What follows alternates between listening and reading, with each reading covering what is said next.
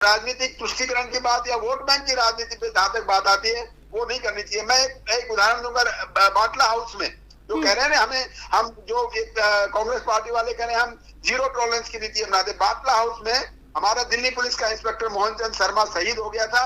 उस इंसिडेंट के बाद आज तक भी कांग्रेसवादी वाले ये कहते हैं कि वो एनकाउंटर झूठा था। और कोई हमारे इसी कांग्रेस की बहुत बड़ी नेता सुना है, उनमें रोना भी आया था कि देखिए ऐसे एनकाउंटर में कोई मारे गए। ये सब चीजें आपकी बात कीजिए, आपकी बात कीजिए। भाजपा में मिस्टर राव, भाजपा में मैं 10 नाम बता सकता हूँ जो आतंकवादी गतिविधियों में लिप्त है। मलिक साहब, ऐसे नहीं होता ना कि आपके ऊपर आरोप लगे तो आप तुरंत गुस्सा आने लगे। कांग्रेस का क्या रहा आज तक भी वो कहते हैं कि मैं आपको जवाब दे रहा हूँ ना। अभी बीजेपी आईटी सेल पकड़ा गया है, भाजपा का जो गृह मंत्री के साथ फोटो है उसका, ताहिर शाह वो लश्कर तैयबा का कमांडर था, वो बीजेपी आईटी सेल में था। वो तो प्रेजेंट में भी फोटो वायरल है उसका।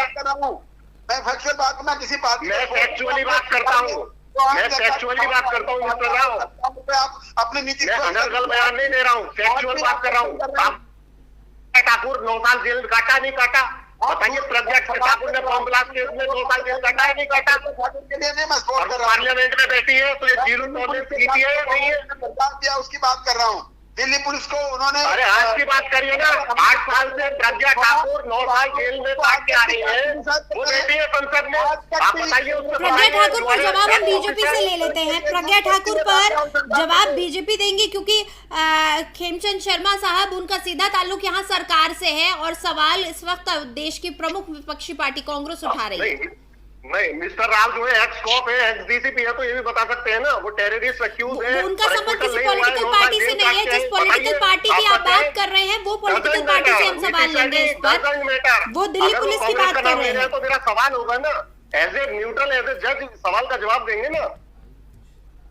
नहीं, वो दिल्ली पुलिस की बात कर रहे थे। उन्होंने ये नहीं कहा कि कौन नेता गुनहगार है और कौन नेता बेगुनाह है। वो दिल्ली पुलिस के जवान की बात कर रहे हैं। उसकी बात क्या है? उसमें आज तक कांग्रेस उसको सपोर्ट कर रही है, उसको वोट बैंक के लिए यूज कर रही है। हम किसी को सपोर्ट नहीं करते। मेरा एक सिंपल सवाल है, ये बताइए 9 साल जो टेरर एक्यूज है, 9 साल जेल की हवा खाई है उसने, वो संसद में बैठी है, क्या ये सही है या गलत है? सर, संसद मलिक साहब आपको समझना होगा, संसद में कौन बैठा है, किस पार्टी से बैठा है, उसका नुमाइंदे हमारे साथ जुड़े हुए हैं, हम उनसे उस पर सवाल लेंगे। वो नहीं, एक्स कॉप ने पुलिस की बात करी है, दिल्ली पुलिस की बात करी है। उन्होंने किसी नेता की बात नहीं करी कि कौन नेता दोषी है कौन नहीं। अच्छा ठीक है, आप मुझे ये बता दीजिए। स्पेसिफिक केस की बात कर रहा हूँ। कांग्रेस का क्या बर्ताव रहा है उसकी बात की है मैंने। अरे छोड़िए बर्ताव, आज का बर्ताव बताइए ना, आज का बर्ताव बताइए क्या है पुलिस। अरे मलिक साहब गजब बात करते हैं आप भी। तो 8 साल 9 साल पहले की बात कर रहे हैं ना, तो फिर आपसे सवाल किया जाए तो आज ही की सिचुएशन पे क्यों किया जाए, पुरानी सिचुएशन पे क्यों ना किया जाए? ये सिलेक्टिव, आप कैसे ये कह सकते हैं? आप इस चीज के समर्थन में मुझे एक जवाब दे दीजिए मलिक साहब। आप कह रहे हैं कि आप सिलेक्टिव कार्रवाई नहीं करते हैं। हम कोई सबूत नहीं मांग रहे। नीतीश जी आपने कहा ना हम सबूत मांग रहे हैं। सिर्फ आप, सर एक बात बताइए, कमलनाथ जी आपके नेता है ना? कमलनाथ जी बीजेपी के नेता हैं, बड़ा चेहरा है।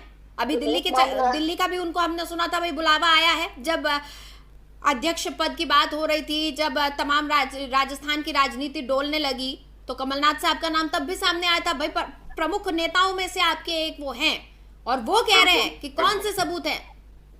कमलनाथ साहब सबूत मांग रहे हैं। प्ले करिए वीडियो, प्ले करिए वीडियो भी अगर उन्होंने बिल्कुल मैं आपको प्ले करवा के दिखाऊंगी। केरल से आपके नेता है रमेश साहब, उन्होंने क्या बोला? उन्होंने मत करिए नीतीश जी, प्ले करिए। उन्होंने कहा कि सबूत दीजिए। एक मिनट जावेद मलिक साहब, आप मुझे इस तरह से नहीं बोल सकते, बयानबाजी मत कीजिए। मैं यहाँ पर किसी का पक्ष लेने नहीं बैठी हूँ, मैं देश के लोकतंत्र के चौथे स्तंभ के तौर पर यहाँ बैठी हूँ। आप गलत बयान को मैं कोट नहीं कर रही हूँ, इसकी जरूरत मुझे नहीं है, इसकी जरूरत तमाम राजनीतिक दलों को पड़ती है, राजनीतिक दलों के नुमाइंदों को पड़ती है। और दोबारा आपने ऐसी बात करी सर तो मैं इसको बहुत पर्सनली ले लूंगी। आप मुझ पर आरोप नहीं लगा सकते हैं।